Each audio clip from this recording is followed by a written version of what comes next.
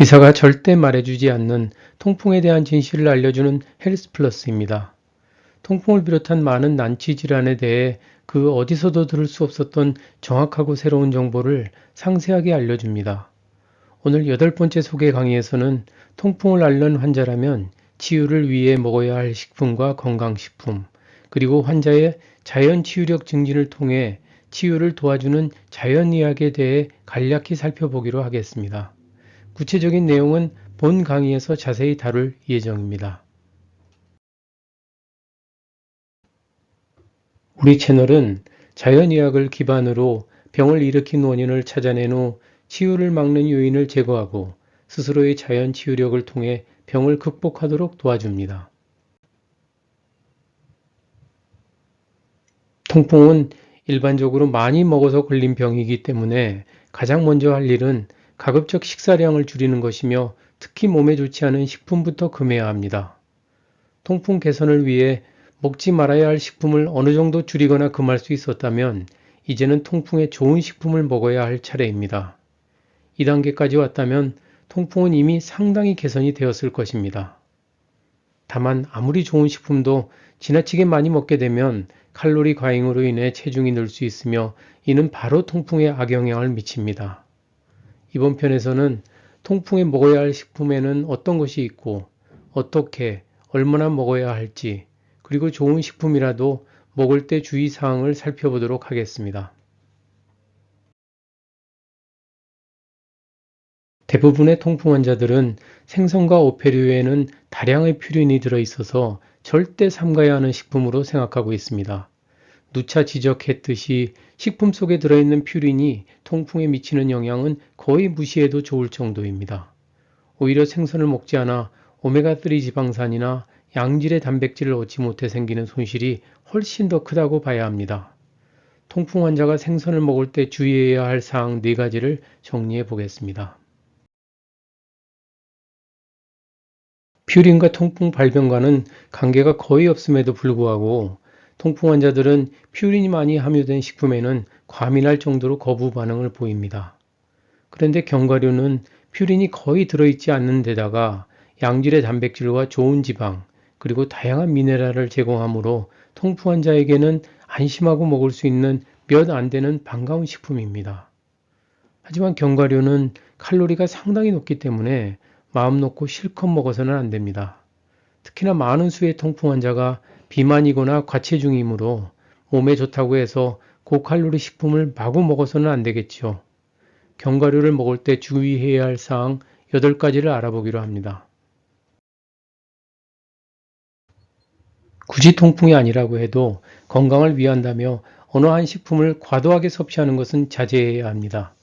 건강에 아주 좋다고 알려진 과일조차도 많이 먹으면 혈당을 춤추게 하고 지방 축적을 늘리기 때문에 여간 조심을 하지 않으면 안 됩니다. 대부분의 영양학자들이 먹기를 강력히 권장하는 과일의 상황이 이러하니 곡물이나 다른 식품은 말할 것도 없겠죠. 하지만 채소는 이런 제한에서 비교적 자유로운 유일한 식품이라고 볼 수 있겠습니다. 채소에 대해 반드시 알아야 할 것들과 먹을 때 주의사항 9가지를 살펴보겠습니다. 먹고 싶은 만큼 먹어도 별탈이 없는 채소에 비해 과일은 논란의 여지가 많은 식품입니다. 가공탄수화물보다는 낫지만 과일은 혈당을 곧바로 올리고 여분의 칼로리는 쉽게 지방으로 저장되므로 자칫 아무 생각 없이 많은 양을 먹을 경우 비만으로 연결되면서 인슐린 저항성이 높아집니다. 인슐린 저항성이 커지면 즉시 요산 수치가 오르기 때문에 섭취를 할 때 신중을 기해야 합니다. 과일은 어떤 특성이 있는지, 그리고 먹을 때 주의사항 등 9가지를 체크해 보겠습니다. 커피는 임상실험의 결과가 극명하게 반대로 나오는 대표적인 식품입니다.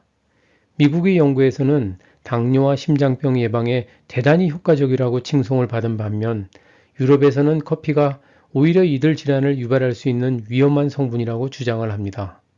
왜 이렇게 나라별로 전혀 다른 결과가 나오는지 먼저 살펴봅니다. 또 커피는 요산 수치는 낮추지만 통풍 발작을 유발할 수 있다는데 왜 이러한 상반된 현상이 나타나는지도 알아보겠습니다. 일어나자마자 커피를 마시는 사람도 있지만 첫 커피를 언제 마셔야 하는지, 그리고 운동을 한다면 언제 커피를 마시는 것이 좋은지도 확인해 봅니다. 통풍 환자가 가장 관심 있어 할 커피를 마실 때 주의해야 할 사항 5가지를 정리해 보겠습니다. 이 밖에도 통풍 환자가 먹어야 할 식품에 대해서는 간략한 소개 강의에서 말씀드린 것 외에도 많은 주제가 계속 다뤄질 예정입니다. 자연의학은 처방약 대신 천연 허브, 미네랄, 비타민 같은 건강식품을 통해 병이 치유되도록 도와줍니다. 한국인의 80% 이상이 이미 이런저런 건강식품을 섭취하고 있는 상황에서 음식을 통해서만 영양소를 보충하라는 말은 이미 공허한 메아리가 되었습니다. 물론 환자가 약 대신 건강식품을 복용하는 꼴을 정말 보기 싫어하는 일부 의사들은 웬만하면 약을 복용하고 그게 정 싫다면 식사를 통해 필요한 영양소를 섭취하되 건강식품은 절대 안 된다고 주장합니다. 정말 식사만 잘하면 건강식품은 필요가 없을까요? 통풍은 다른 질환보다 훨씬 더 극심한 통증을 유발하기 때문에 통풍 환자는 어떻게 해서든 통증을 줄이고 향후 있을지도 모를 관절의 손상, 그리고 다른 질환의 합병을 피하기 위해 건강식품 복용에 관심이 많습니다. 더군다나 양방의 약은 증상만 덮어놓을 뿐 근본 치료와는 아무런 상관이 없기 때문에 완치된다는 희망은 완전히 버린 채 평생 관리나 하면서 부작용이 심한 약을 지속적으로 복용해야 한다는 사실에 대해 많은 환자들이 회의적인 시각을 갖고 있습니다. 자연의학 전문가로서 통풍에 추천하고 싶은 건강식품에 대해 정리해 봅니다. 무엇보다 통풍 환자는 요산 수치 조절에 많은 관심을 갖습니다. 통풍에서 완전히 벗어나기 위해서는 요산 수치가 정상화되어야 하며 요산을 증가시키는 음식을 다소 섭취하더라도 몸이 유연하게 요산을 조절하여 배출함으로써 다시는 통풍 발작이 일어나지 않도록 해야 합니다. 요산 수치를 낮추는 데 도움이 되는 건강식품이 다양한데 하나씩 자세히 살펴보기로 하겠습니다. 통풍을 위한 건강식품 중 한 축이 요산 수치를 낮추는 것이라면 다른 한 축은 염증, 특히 만성염증을 가라앉히는 데 도움을 주는 것입니다. 통증이 거의 없는 간헐기에서조차도 염증이 지속적으로 발생하고 있고 이 만성염증이 관절을 손상시키며 다른 질환을 유발하므로 통풍 환자는 염증을 감소시키는 건강식품은 물론이고 평소 좋은 식사를 통해 염증을 줄이는 식품을 꾸준히 섭취해야 합니다. 항산화제 역시 통풍 환자에게는 필수 불가결한 건강식품 중 하나입니다. 요산은 인체 내 아주 중요한 항산화제 중 하나인데 비타민C 등 외부로부터 공급되는 항산화제가 부족할 경우 그 양이 증가하기 시작하므로 요산의 상승을 억제하기 위해서는 다양한 항산화제를 음식으로 그리고 건강식품을 통해 충분히 섭취하는 것이 아주 중요합니다. 이 강의에서는 수천 가지가 되는 항산화제 중 어떤 것들을 주로 섭취해야 하는지 자세히 살펴보기로 하겠습니다. 물론 천연 허브 중에는 요산 수치를 낮추고 염증을 가라앉히며 항산화 기능을 하는 것들이 많이 있지만 별도 세션을 통해 통풍을 위한 천연 허브들을 정리해 볼까 합니다. 가장 중요한 영양소 중 하나인 미네랄도 통풍이나 여러 대사질환 개선에 아주 중요한 역할을 합니다. 비타민과 식이섬유도 물론 중요하지만 사실 채소를 먹는 가장 큰 이유 중 하나는 미네랄을 충분히 섭취하기 위한 것인데 지금 이 채소는 수십 년 전의 채소와는 달리 영양소, 특히 미네랄이 거의 없다시피 합니다. 가령 50년 전에 시금치 한 단에 해당되는 미네랄을 섭취하기 위해서는 지금은 50단을 먹어야 한다는 조사가 있을 정도로 지금의 채소는 형태만 비슷할 뿐 저 먼 옛날 우리 조상이 먹던 것과는 전혀 다른 것이라 볼 수 있습니다. 이렇게 좋은 영양소가 턱없이 부족해진 야채 등을 통해 미네랄을 제대로 보충하기 위해서는 엄청난 양을 먹어야 하니까 차라리 종합 영양제나 특정 미네랄이 강화된 건강식품으로 부족한 미네랄을 섭취하는 것이 오히려 현실적이고 더 효율적인 방법이 될 수 있습니다. 이 강의에서는 통풍 환자가 반드시 섭취해야 하는 미네랄에 대해 자세히 살펴볼 예정입니다. 비타민 역시 통풍 치유에 아주 중요한 역할을 합니다. 요산은 중요한 항산화제지만 과도할 경우 건강상 다양한 문제를 야기합니다. 앞에서도 살펴보았듯이 과도한 요산은 한편으로는 요산 결정을 만들어 통풍 발작을 유발하며 다른 한편으로는 지방 생성을 촉진하고 지방 소비를 감소시켜 내장 지방을 크게 증가시킴으로써 많은 질환을 동반하기도 합니다. 특히 비타민C와 요산과는 아주 깊은 연관관계가 있어서 비타민C가 부족할 경우 요산이 증가하기 시작합니다. 한편으로는 비타민 B3인 나이아신이 요산 수치를 증가시킨다며 복용을 꺼려하는 경우가 있는데 왜 문제가 없는지도 살펴보겠습니다. 어떤 유튜버는 요산 수치를 증가시킬 수 있으므로 비타민 B3는 물론 비타민 B 복합 체제 자체를 아예 복용하지 말라는 황당한 말을 하기도 하더군요. 비타민 편에서는 비타민 C를 비롯하여 통풍 극복에 필요한 다양한 비타민에 대해 알아봅니다. 우리 채널의 강의는 자연의학에 기반을 둡니다. 자연의학, 영어로 내추로파시는 대부분 처음 듣는 아주 생소한 학문일 것입니다. 하지만 뉴질랜드나 호주는 자연의학 혹은 자연치유학 과정이 잘 개설되어 있고 통상 3년이 걸리는 일반 학부보다 1년이 더 긴 4년 과정을 마쳐야 학위를 딸 수 있습니다. 이미 미국에서는 국립보건원이 앞장서서 자연의학에 대해 연구하고 있고 한국에서도 대체의학 관련 학과가 많이 개설되어 있습니다. 뉴질랜드나 호주의 젊은이들에게 자연의학은 인기 있는 분야 중 하나입니다. 그럼 자연의학이 무엇인지 간단히 살펴보기로 합시다. 자연의학의 가장 중요한 전제는 우리 인체는 어떤 질병이건 스스로 회복할 수 있는 자연치유력이 존재한다는 것입니다.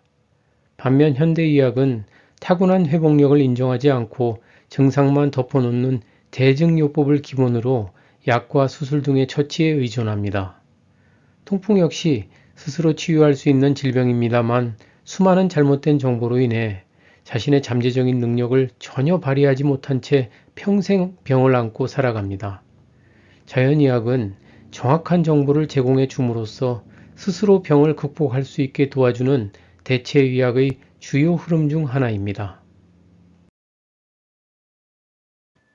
현대의학은 본래 병을 야기한 원인을 정확히 찾아내고 그 원인을 제거하여 완치를 시키는 데 목적을 두었었습니다. 특히나 항생제가 발명되면서 세균 감염 같은 급성질환은 원래 현대의학이 의도하던 바대로 정확한 원인을 찾아낼 수 있었고 그에 맞는 약을 처방함으로써 완치까지 이를 수 있었습니다. 하지만 통풍을 비롯한 거의 모든 만성질환은 병을 유발한 원인이 대단히 복잡하고 대부분 생활 습관과 연관이 되어 있기 때문에 정확한 원인을 찾는 데 많은 노력과 시간이 듭니다. 현대의학은 병의 유발 원인을 찾지 않고 잘못된 생활 습관을 개선하려는 노력도 포기한 채 약으로 증상만 완화시키려고 하고 있어서 결국 완치는 불가능하고 평생 약을 먹으면서 관리해야 한다는 말까지 나오게 된 것입니다. 현대의학에서는 통풍을 평생 관리해야 하는 병, 절대 낫지 않는 병으로 간주하고 죽을 때까지 약을 먹이면서 증상만 덮어두려고 합니다. 자연의학에서는 어떤 요인이 병의 회복을 막는지 알아보고 약이나 건강식품을 쓰기 전에 잘못된 생활습관, 식습관을 철저히 제거하여 질병으로부터 완전히 벗어나는 것을 목표로 합니다. 현대의학은 병의 원인을 정확히 짚어낸 후 그 원인을 제거하려는 노력을 하는 대신에 일단 증상만 덮어놓고 보는 대증요법을 씁니다. 병의 원인을 굳이 알 필요가 없으니 의사와의 상담도 피상적으로 끝나는 경우가 많습니다. 환자 한 사람당 3분 남짓의 시간에 그 사람의 병을 평가하고 치유에 도움을 준다는 것은 사실 어불성설입니다. 반면 자연의학은 환자를 단편적인 부분들이 모인 단순한 집합체로 보지 않고 전인적으로 이해하려고 접근합니다. 자연의학자 중에는 환자와의 첫 면담을 1시간 넘게 잡기도 합니다. 그 사람의 건강을 평가하기 위해서는 가능한 한 거의 모든 것을 알아야 하기 때문이죠. 가령 통풍을 앓는 환자가 자주 위산이 역류하는 역류성 식도염 증상을 가지고 있다면 비록 통풍에는 좋을지 몰라도 역류성 식도염에는 카페인이 아주 나쁘기 때문에 커피를 마시지 말라는 제안을 할 수 있습니다. 자신의 전문 분야만 보는 양방의 의사에게서는 들을 수 없는 충고이죠. 통풍은 여러 만성질환과 함께 혹은 앞서거니 뒤서거니 같이 옵니다. 지금 있는 병을 치유하는 것도 중요하지만 앞으로 생길 질환을 예방하는 것도 그 못지않게 중요합니다. 통풍은 단순히 요산 수치가 높아져서 생긴 병이 아니라 신진대사에 전반적인 이상이 생긴 것이므로 아주 조심을 하지 않으면 대사와 관련된 다른 많은 질환을 불러들이게 됩니다. 조기 검진을 해서 병을 조기에 발견하라는 말은 해도 질병의 발생을 아예 막는 예방에 대해 신경 쓰는 의사를 찾기는 대단히 어렵습니다. 예방은 자연의학의 가장 중요한 모토이며 향후 의학은 질병의 치료보다 예방에 더 중점을 둘 것입니다. 자연의학은 예방의학입니다.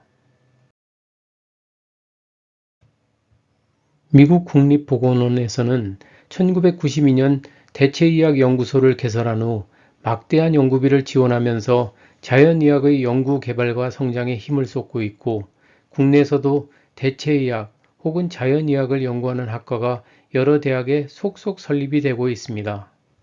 자연의학은 만성질환에 대해 제대로 된 해결책을 제시하지 못하고 있는 현대의학의 가장 현실적인 대안입니다. 자연의학은 현대의학의 진단 기술을 그대로 활용하여 자신의 병이 어떤 것인지, 어떤 상태인지 정확히 이해하되 병원에서 처방하는 약보다는 천연 허브나 비타민, 미네랄 같은 건강식품을 통해 치유에 도전합니다. 물론 건강식품도 중요하지만 평소 식습관에 집중하여 먹지 말아야 할 식품은 금하고 먹어야 할 식품은 충분히 섭취하여 인체의 자연 치유력을 높여줌으로써 스스로 병을 이겨낼 수 있도록 도와주는 역할을 합니다. 자연의학은 한의학과도 전혀 다릅니다. 비장이 허하다느니 어혈을 풀어야 한다든지 하는 말은 현대의학의 관점에서는 대단히 이해하기 힘듭니다. 더욱 의아한 것 두 가지를 꼽는다면 자신의 전통적인 진단 기법인 진맥 같은 것은 전혀 이용하지 않은 채 진단은 현대의학을 그대로 따른다는 점과 과거에는 전혀 혹은 거의 존재하지 않았거나 설사 그런 병이 있었더라도 존재 자체를 몰랐거나 존재 자체는 알았더라도 마땅한 치료법이 없었던 현대에 들어 나타나기 시작한 다양한 만성질환에 대해 오래전부터 어떤 해결책이 있었다는 듯이 치료를 한다는 점입니다. 통풍에 걸리게 된 데에는 다양한 이유가 있겠지만 가장 큰 것은 무엇보다 식생의 문제가 있었기 때문입니다. 자연의학은 겉으로 드러난 증상을 완화시켜 주는 것뿐만 아니라 영양의 균형에 특히 중점을 두어 병의 근본적인 개선과 예방에 보다 효과적입니다. 통풍과 같은 병은 여러 만성질환과 함께 오는 경우가 대부분이므로 식생을 정상화시키는 것이 무엇보다 중요하며 자연의학을 통해 큰 도움을 받을 수 있습니다. 자연의학에서는 무엇을 억지로 먹고 무엇을 절대 먹지 말라고 강요하지 않습니다. 단지 지금 가지고 있는 병에 좋은 식품, 금해야 할 식품을 자세히 알려줄 뿐입니다. 가장 고치기 힘든 식습관을 그저 몇 편의 강의를 들었다고 금방 바꾸는 것은 사실상 불가능합니다. 자연의학을 통해 자신의 식습관을 되돌아보고 어떤 잘못된 점이 있는지 스스로 깨달은 후 자발적으로 고쳐나가도록 도와줍니다. 병에 걸리게 된 것도 자신 때문이며 병을 고칠 수 있는 것도 자신뿐이라는 사실을 반드시 염두에 두어야 합니다. 한 사람이 평생 먹는 음식의 양은 얼마나 될까요? 인간이 태어나서 죽을 때까지 일생 동안 평균 30톤의 음식을 먹는다고 합니다. 우리 몸은 곧 우리가 먹는 것이라는 말이 있을 정도로 음식과 건강은 아주 깊은 관련이 있습니다. 섭생이란 병에 걸리지 않도록 건강 관리를 잘 하여 오래 살기를 도모하는 것이라 정의할 수 있는데 섭생에서 가장 중요한 것은 역시 음식이라고 볼 수 있습니다. 자연의학은 섭생과 병의 예방을 강조합니다. 우리가 평소에 어떤 음식을 먹어야 하는지, 그리고 어떤 음식을 피해야 하는지 알려주며 음식으로 섭취하기 어려운 영양소는 비타민, 미네랄, 천연 허브 등을 통해 보충하여 건강을 증진시키고 병에 걸리지 않도록 도와줍니다. 의사가 절대 말해주지 않는 통풍의 비밀을 알려주는 헬스 플러스입니다. 이상으로 통풍을 극복하기 위해 반드시 알아야 할 먹어야 할 식품과 건강식품, 그리고 자연의학을 주제로 한 8번째 강의를 마치겠습니다. 이 강의가 도움이 되었다면 구독과 좋아요, 알림 설정까지 부탁드립니다. 그리고 시간이 나신다면 통풍 극복을 위한 다양하고 풍부한 정보가 들어있는 저희 통풍 전용 웹사이트를 방문하셔서 많은 정보를 얻으시기 바랍니다. 링크는 더보기란에 다시 적어 놓겠습니다. 통풍은 물론이고 통풍과 관련된 많은 만성질환에 대해 언제든지 문의를 할 수 있는 카톡 채널이 개설되어 있으니 아이디로 친구 추가를 선택한 후 저의 카톡 아이디인 골뱅이 통풍을 입력하시면 상담이 가능합니다. 반드시 골뱅이를 앞에 붙여주세요. 통풍을 이겨내기 위해 애를 쓰지만 궁금한 점을 속 시원히 물어볼 수 없어 힘들어 하셨던 분이라면 어떤 질문이든 좋으니 언제든지 문의 주시기 바랍니다. 최대한 신속하게 답변 드리겠습니다. 헬스 플러스는 여러분의 자연 치유력 회복에 최선을 다합니다. 감사합니다.